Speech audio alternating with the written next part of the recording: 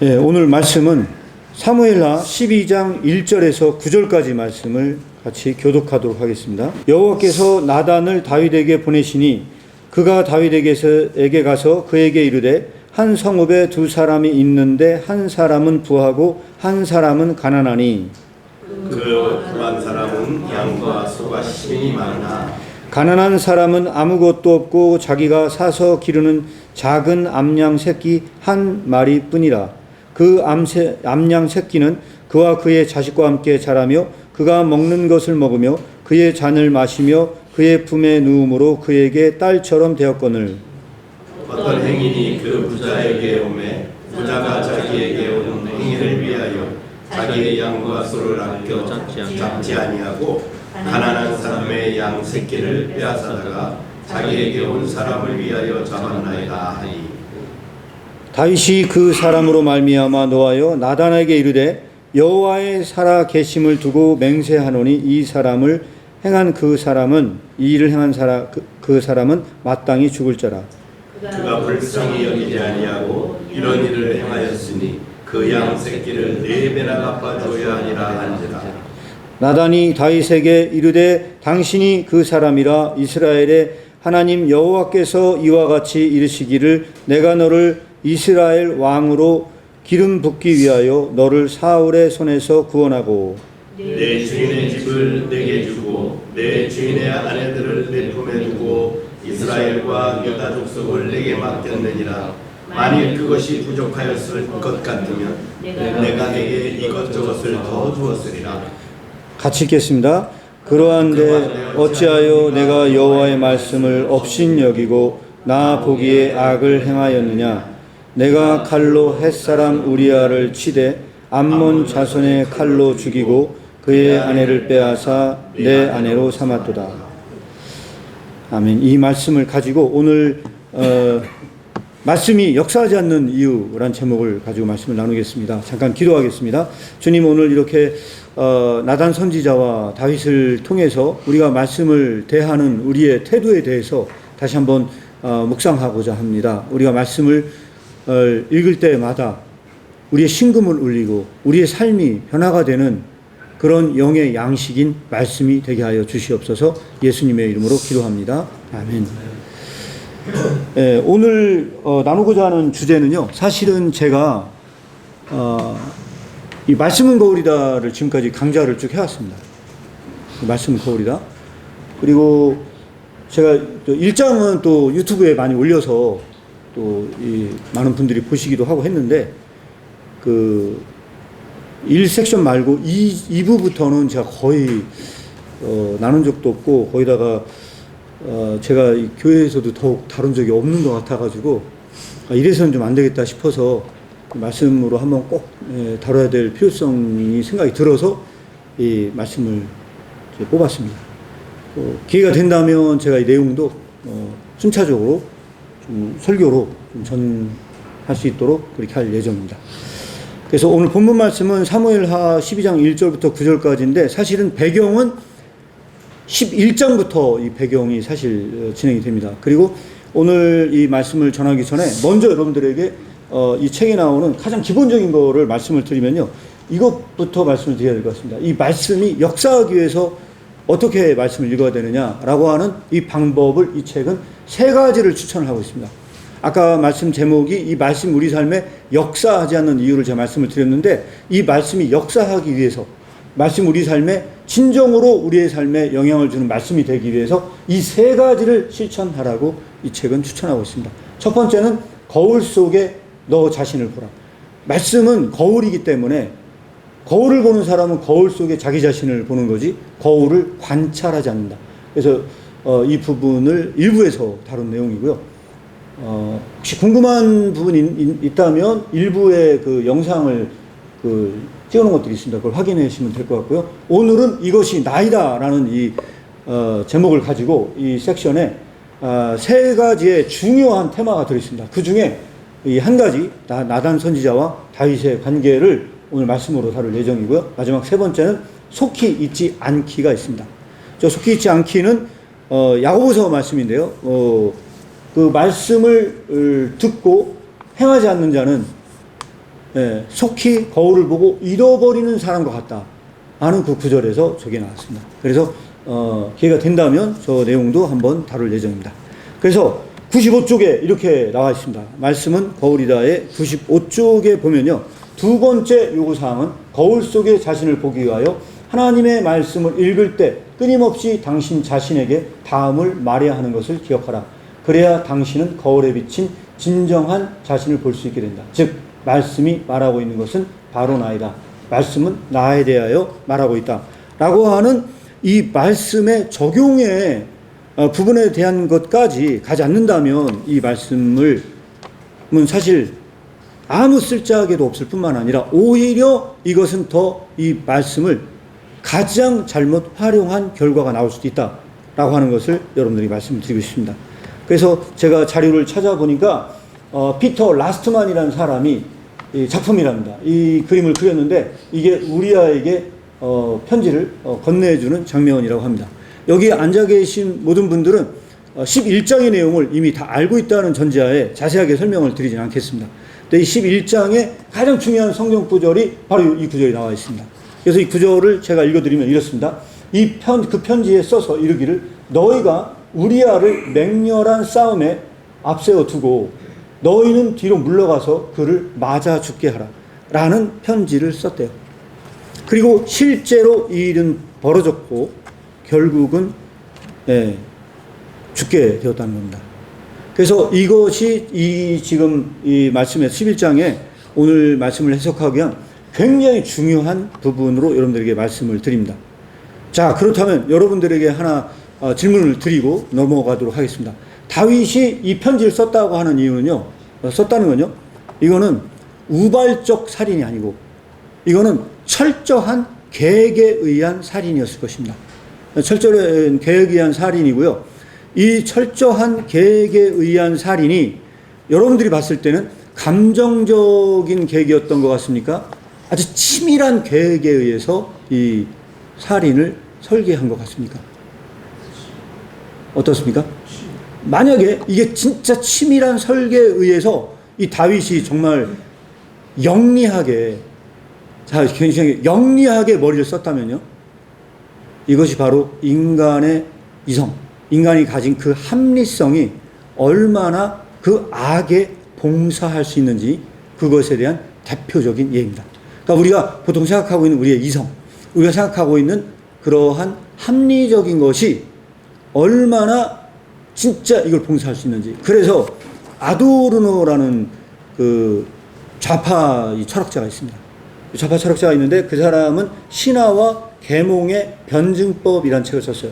신화 계몽의 변증법이라는 책을 썼는데 현대인들은 주술을 하는 고대 사람들을요 무시하고 그 사람들은 야만인이라고 얘기를 한대요.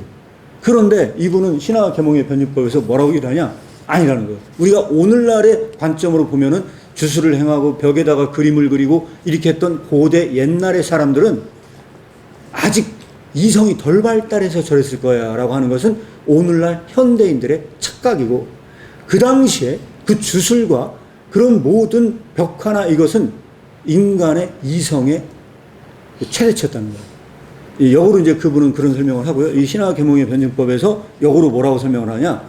인간의 이성 속에, 인간의 이성이나 인간의 그 합리적인 것에 얼마나 신화적인 것이 숨어 있나. 오히려 인간의 그 최첨단으로 발달했다는 그 이성 속에 신화적인 것이 들어있다는 거예요. 그래서 이제 그 설명을 하면서 뭘 설명하냐? 이 니체가 아니고 그 히틀러가 2차 세계대전 중간에 얼마나 많은 사람들을 죽였습니까? 그런데 그 사람을 죽이기 위해서요, 굉장히 합리적으로 머리를 썼대요. 총알이 너무 많은 소비가 되다 보니까 가장 효율적으로 사람을 죽이는 도구를 고안을 했대요. 그 합리성이, 인간의 합리성이 얼마나 그 악에 봉사를 했느냐. 인간을 가장 효율적으로 죽일 수 있는 방법을 고안했을 때 이 가스였다는 거예요. 이제 그분은 그런 지적을 하면서 결국은 뭐냐면 인간의 그런 그 계몽, 이 계몽 속에 이미 신화적인 요소가 들어있다는 거예요. 그럼 신화적인 건 뭐냐? 뭡니까? 뭐겠습니까, 지금? 고대의 그 야만민족이 그 주술을 행하는 그 주술 의식과 이 히틀러가 그 어마어마한 합리적인 것으로 악에 봉사하는 도구를 개발한 것은 똑같은 신화라는 거예요.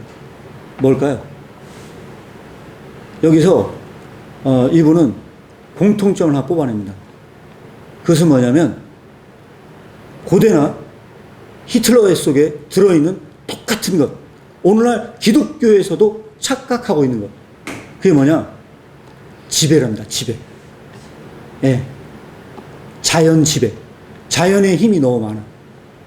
태양의 힘, 폭풍의 힘, 수많은 자연의 요소들이 힘이 너무 세. 그래서 주술사들은요, 토테미즘, 샤머니즘이 생길 때 그 자연의 힘을 흉내내고 싶었대요. 그 자연의 힘을 흉내내고 싶었던 것이 뭘로 나타났냐? 주술적 요소로 등장을 했대요. 결국은 그 힘의 의지, 그 힘을 가지고 뭔가 지배하고자 하는 인간의 야망.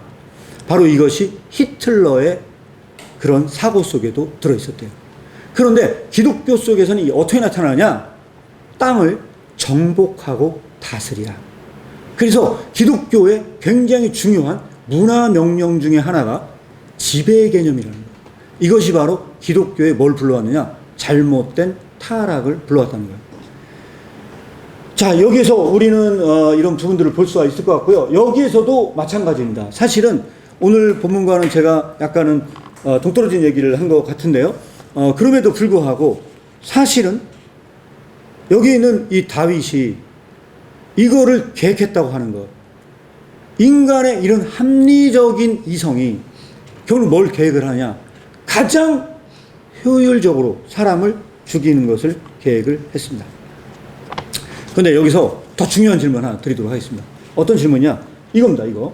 자, 넘어갑니다. 넘어가서 이 말씀을 드리는데요. 말씀은 거기다 113쪽에 제가 이렇게 요약을 해놨습니다. 어떻게 써놨냐? 왕의 나라를 지키기 위해 장렬하다 싸우다 죽은 장군의 과부를 왕이 책임져 주려 결혼한 것이 왕의 부대의 사기를 진작시키며 또한 너그러움을 베푼 가장 고귀한 행동은 아닙니까? 아마도 온 백성이 왕에게 감동을 받고 왕은 지금까지 그가 받아온 어떤 것보다 더 많은 존경과 찬사를 받았을 것입니다. 자, 이 얘기는 무슨 말씀을 드리려고 하는 거냐? 다윗 왕이 극악무도한 죄를 짓고 나서 오히려 세속적인 세계 속에서는 더 많은 찬사와 영광을 누리게 됩니다. 그리고 중요한 건 뭐냐면 이것을 알지 못하는 수많은 군사들은 오히려 그 사기가 진작될 것입니다. 그리고 여러분들에게 던진 질문은 바로 이겁니다. 다윗이 진짜로 이 일을 계획했다면, 진짜로 이 일을 계획했다는 건 무슨 얘기냐? 아까 치밀하고 고의적으로 이거를 기획했다라고 생각했을 때 내가 실제로 우리아 장군을 죽이고 아내를 맞이했을 때 이후에 어떠한 일이 벌어지니까, 그리고 결국은 이거는 손해볼 일이 아무것도 없어. 내가 이 한 사람을 죽였을 때 국익에도 도움이 될 뿐만 아니라 수많은 요소들에게 도움을 줄 수 있어. 뿐만 아니라 나에게 명성과 명예도 얻게 되는 결과를 불러올 거야 라고 만약에 이 부분이 됐기 때문에 다윗이 이 일을 감행했다면 어떻습니까? 정말 다윗은 사악한 거 아니야? 아닐까요? 어떻게 생각하십니까? 과연 이 일에 저항할 수 있느냐 하는 것을 여러분들에게 말씀을 드리고요. 저는 이 부분에 대해서 쇼생크 탈출에 나와 있는 얘기도 똑같은 얘기라고 생각을 합니다. 그래서 영상을 제가 요 앞부분이 있었으면 좋았을 뻔했는데 앞부분을 옛날에 작업하려고 잘라놓은 게 요거밖에 없어가지고 이거 그냥 보여드립니다. 잠깐 보겠습니다. 여기까지만 간단하게 넣었는데요. 이 불법적인 모든 것을 하고 이 교도소 소장은요 온갖 찬사를 다 받습니다. 그래서 저는 이 본문 구절을 읽었을 때 이 교도소장과 같은 느낌이 들어서 넣었습니다. 다윗도 결국은 이런 짓을 한 거다. 결국은 이런 짓을 한 거고, 여기 주인공은 이 관점에서 본다면요, 이런 인간 악에 봉사하는 합리성을, 이러한 이성을 조롱하고, 이러한 이성에게 한마디로 강펀치를 날리는 사람이 누구냐? 저는 이 주인공이라고 생각합니다. 이 죄수가 죄인의 입장에서 가장 찬사를 받고 있는 저 교도소장을, 예, 결국은, 예, 망가뜨리는 영화였다. 이렇게 평가를 내릴 수 있는 장면이 바로 이 장면이다. 그리고 엉터리 파이야라고 하는 것, 그러면서 좋은 건 단 한 가지도 주지 않습니다. 본인이 좋아하는 건 자기가 다 갖고, 자기가 봤을 때 엉터리처럼 보이는 건 다 죄수들 줍니다. 이게 바로 이 영화에서 던져주는 메시지지 않았느냐, 이렇게 여러분들에게 말씀을 드리고 싶어요. 제가 늦진 않았어요. 늦진 않았는데 굉장히 중요한 얘기 하나 또 말씀을 드리도록 하겠습니다. 여러분들이 생각할 때는 어떤지를 한번 말씀을 나눠보시기 바랍니다. 얼마 전에 굉장히 한국사에서 떴던 책이 하나 있습니다. 그게 뭐냐면 호모 사피엔스라는 책 쓴 사람이 누구죠? 유발 하라리죠. 유발 하라리가 책을 쓴 거를요, 제가 다 읽을 수는 없어가지고 챗 GPT한테 물어봤습니다. 알맹이만 설명해봐. 그랬더니 이 친구가 설명을 해주기를 이렇게 설명을 했습니다. 유발 하라리가 보는 역사관이래요. 유발 하라리가 어떤 역사관을 갖고 있느냐 라고 하면은 이 호모 사피엔스에서 말하고 있는 그의 역사관은 이거래요. 인간의 발전사를 보면은 다 허구적 상상이라는 거예요. 인간이 만든 돈, 인간이 만든 모든 문화, 인간이 만든 모든 것들은 진짜가 아니고 다 가짜래요. 허구적 상상에 의해서 만들어진 질서였다는 거예요. 어떻게 생각하세요? 허구적 상상에 의해서 만들어진 질서였는데, 그 허구적 상상이 인간의 문명을 발전시켰다는 거예요. 긍정적인 역할을 했다는 거예요, 이게. 그래서 유발 하라리가 보는 관점은 그렇기 때문에 그런 허구적으로 만들어진 인간의 질서가 허구적이지만 나쁜 것만은 아니다. 왜냐? 인간의 문명을 발전시켜 왔으니까. 여러분들 어떻게 생각하십니까? 이거에 대해서.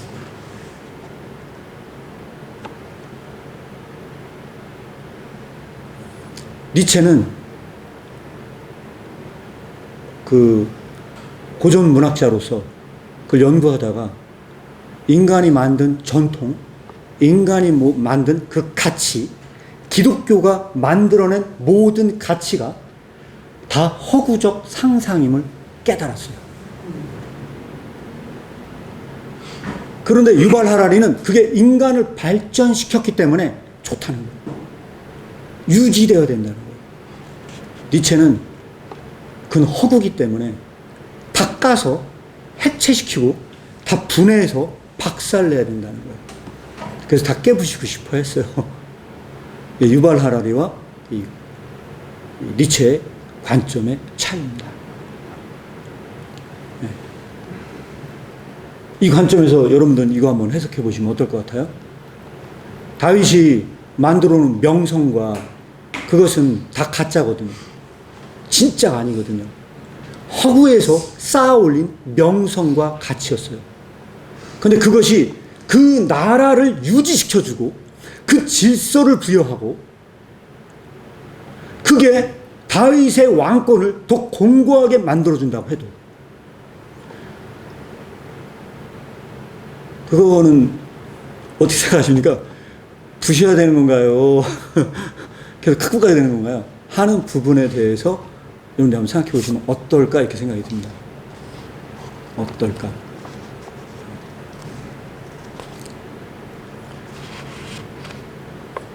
그리고 제가 여기다가 질문 하나 더 던졌습니다. 챗GPT한테 한번 던져봤어요. 뭐라고 제가 던졌느냐? 키르케고르가 말하는 윤리는 그런 게 아니고, 그런 게 아닌데, 그러면 키르케고르의 관점에서 유발 하라리를 해석해봐.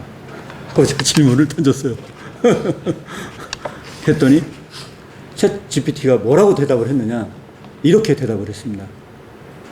유발 하라리의 사상에는 심각한 문제가 있어 보인다. 이게 챗GPT의 해석입니다. 그 얘기를 하면서 그럼 어떤 문제가 발생했느냐? 인간은 그런 외재적인 사회성에 의해서 영향을 받아야 하는 것이 아닌 키르케고르 관점에 의하면 인간은 오직 한 개인의 질적 도약을 통해서만 그 윤리나 사회나 전통에 있어서 진짜 진리가 유지될 수 있기 때문에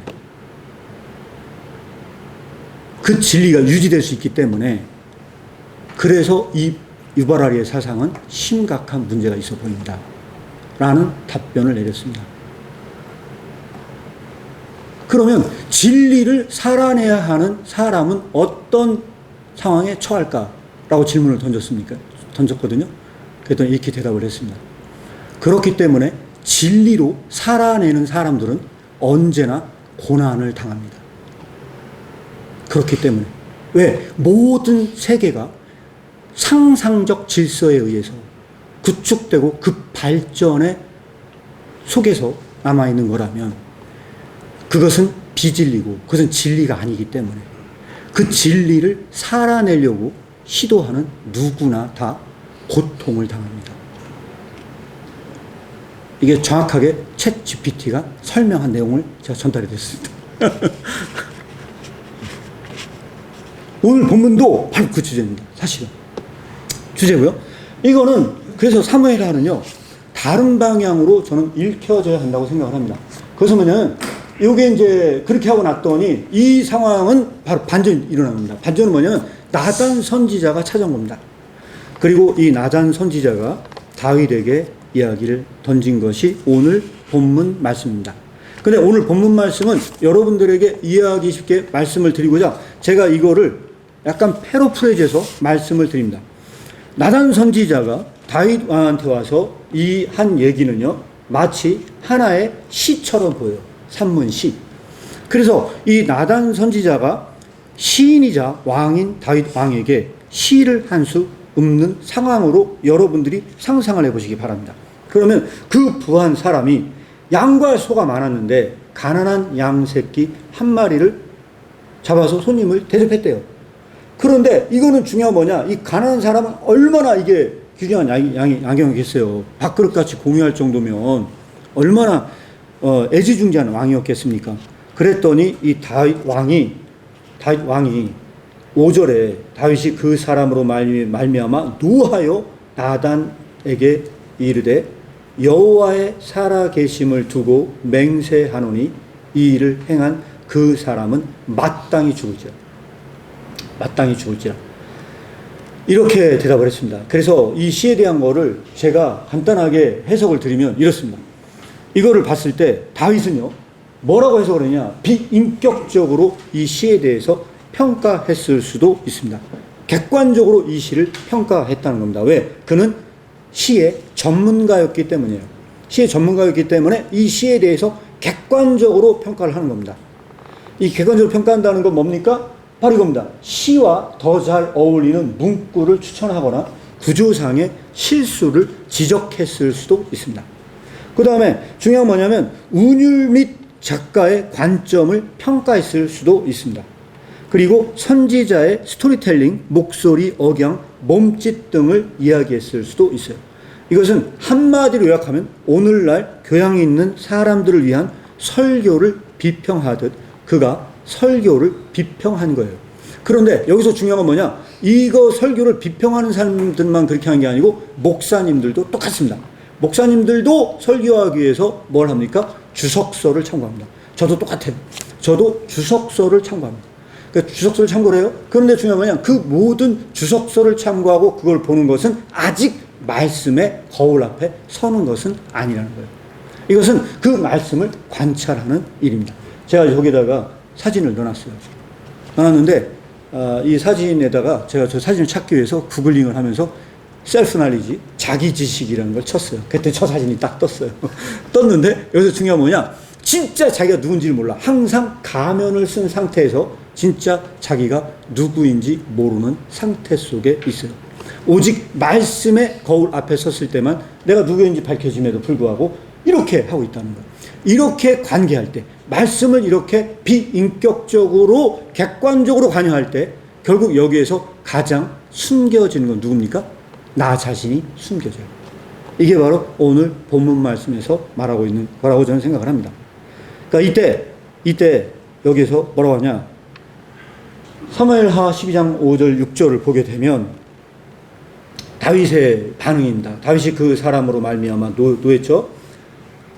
그리고 불쌍히 여기지 아니하고 이러한 일을 행하였으니 그 양새끼를 4배나 갚아줘야 하리라 한지라 라고 얘기할 때까지도 나단 선지자가 여기서 왜 와서 정말 말하는지 다윗은 몰라. 나단 선지자가 어떤 목적으로 와서 이 얘기를 하는지를 몰라. 그래서 계속 지금 번지수가 다른 이야기를 던지고 있는 것입니다. 이게 바로 오늘 본문에서 말하고자 하는 것이고 이게 말씀이 나에게 역사하지 않는 대표적인 이유다. 이 말씀이 역사하는 말씀이 되기 위해서 그래서 오늘 말씀은 뭘 얘기를 하는 거냐? 이 말씀이 나와 어떤 관계가 있는가? 이 부분을 찾지 못하는 한 이것은 레마의 말씀이 아니다. 나에게 진짜로 들어오는 말씀이 아니다. 이렇게 볼 수 있을 것 같고요. 그래서 여기까지 제가 던지는 질문이 이겁니다. 그래서 다윗은 이런 객관적인 지식에서 어떤 변화가 일어났는가? 보시면 알겠지만 아무런 변화가 일어나지 않았습니다. 그래서 이러한 말씀의 다rum은 기독교가 아니다. 이렇게 말씀을 드린 거고요. 그래서 여기서 단 한마디의 말이 필요했습니다. 바로 그 한마디의 말이 여기 나와 있는 이 구절입니다. 당신이 그 사람이라.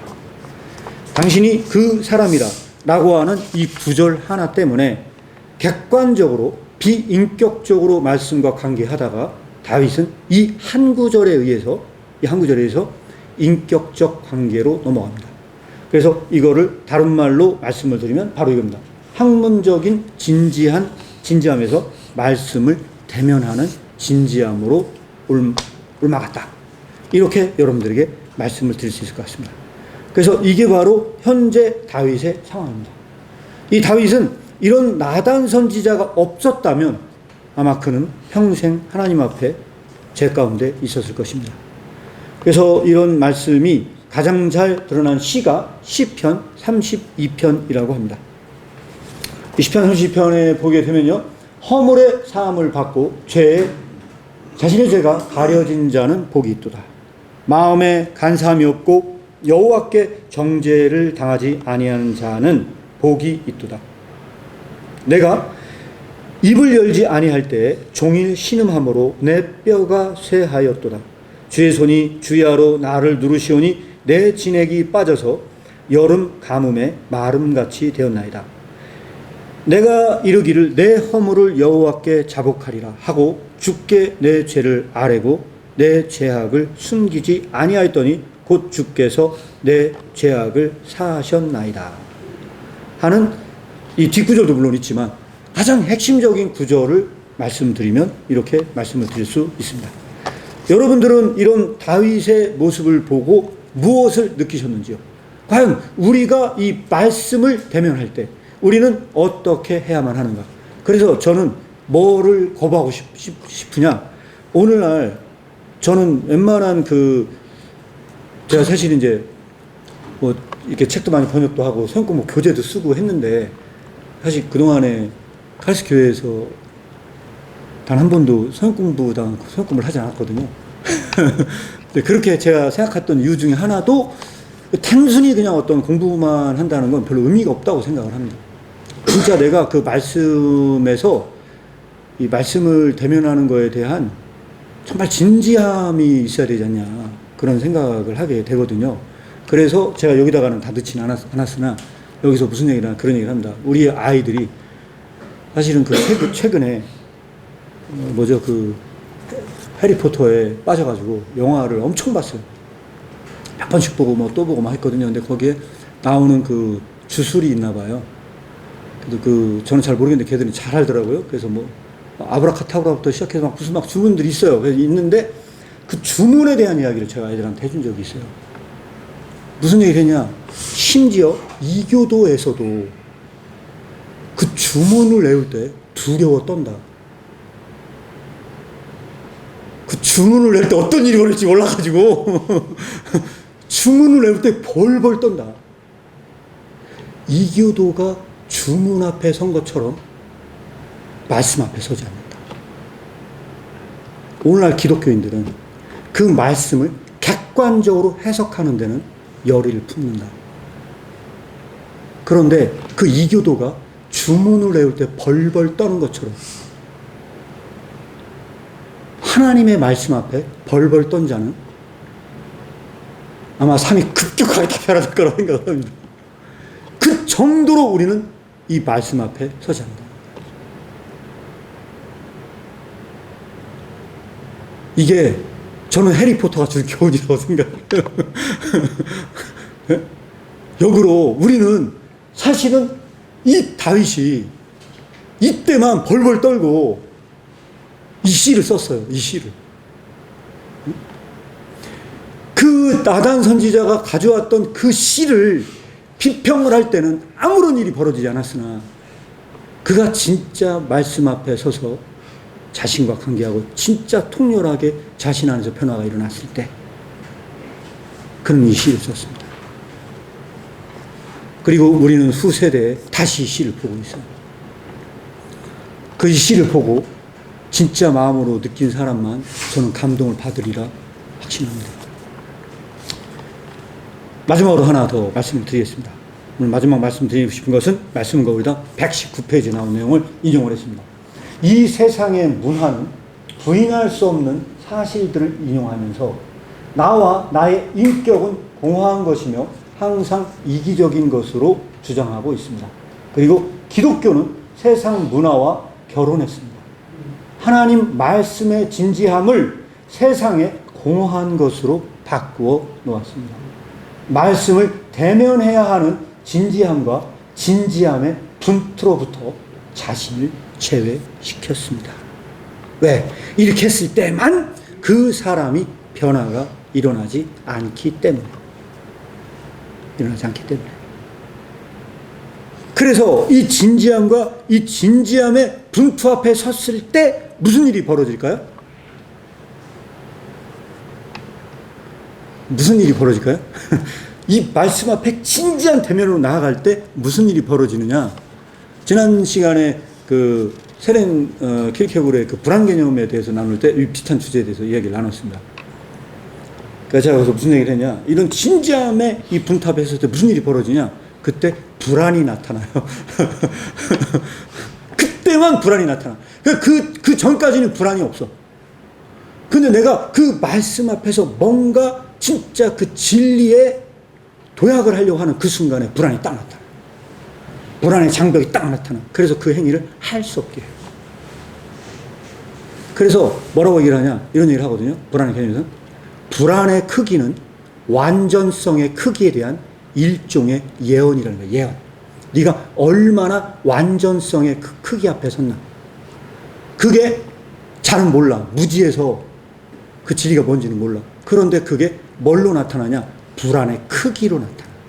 그런데 그가 그거를 도약하지 못하고 후퇴하면 그는 다시 죄 가운데 머물게 돼요. 그게 온 세상에 보편적으로 다 나타난다는 거예요. 온 세상에. 사람에게만 불안이 보이는 게 아니고 심지어는 그런 얘기를 합니다. 불안의 개념에서. 자연 속에서도 불안이 보인대요. 그래서 객관적 불안이 보여요. 자연 속에서 불안이 나타나. 그게 로마서에 뭐라고 나오냐? 자연이 신음을 한대요. 그 자연이 신음을 해요. 네. 그러면서 그 자연이 누구를 고대하냐? 크리스천이 나타나기를 고대하고 있대요. 그 자연. 그래서 이 진지함의 분투를 사람들이 좋아하지 않는 이유는 뭐냐? 불안해져요. 불안해져요. 그래서 그렇습니다. 여러분들은 유발 하라리가 말한 것처럼 상상적 질서에 의해서 만들어진 이 세계 속에 머무는 게 더 쉬운 것 같습니까? 그 세계 밖에 서는 게 더 쉬운 것 같습니까? 저는 진리는 그 싸움이라고 보고요. 그 밖에 서려고 할 때 뭐가 나타나냐? 불안이 나타나요. 네, 불안. 그래서 그 한마디로 말씀을 드리면 거기서 그래서 그런 설명을 합니다. 불안은 자유의 현기증이라고. 자유의 현기증. 아찔해. 이 진짜 진리 앞에 섰을 때 아찔해요. 그러나 거기서 뛸 수 있어야 된다는 거예요. 이게 바로 크리스천의 가야 할 길이라고 생각이 듭니다. 이 다윗도 역시 마찬가지로 이 도약의 시점에서 이 회개는 일종의 저는 도약이라고 생각합니다. 이 세상 문화하고 섞이는 건 너무 쉬워요. 쉽습니다. 제가 볼 때. 조금만 타협하면 이렇게 갑니다. 그러나 타협하지 않는다 하는 그 순간 그때는 어려운 싸움이 시작됩니다. 믿는 자는 저는 이런 싸움을 해야 된다고 생각합니다. 오늘 이 시간에 제가 간략하게 말씀 거울이다 이 2부에 나오는 얘기 중에서 이것은 나이다가 어떻게 적용이 돼야 되는지에 대해서 간략하게 말씀을 좀 드렸습니다. 여러분들의 삶이 언제나 이 말씀 가운데 푹 빠져서 말씀의 진리 가운데 걸어가는 모든 성도님들이 되기를 축복합니다. 오늘 이 시간에 잠깐 기도하는 시간을 갖도록 하겠습니다. 기도를 하는데 다른 것보다도 나는 정말로 말씀의 진리 앞에 서 있는가? 그리고 내가 이 말씀 안에서 나 자신이 정말로 변화될 수 있게 그 안에서 생각나는 것들이 있다면 여러분들이 기도하시고 다윗처럼 무릎 꿇고 또 회개로 나아가는 시간 되도록 하겠습니다. 다 같이 찬양이 끝날 때까지 기도하겠습니다.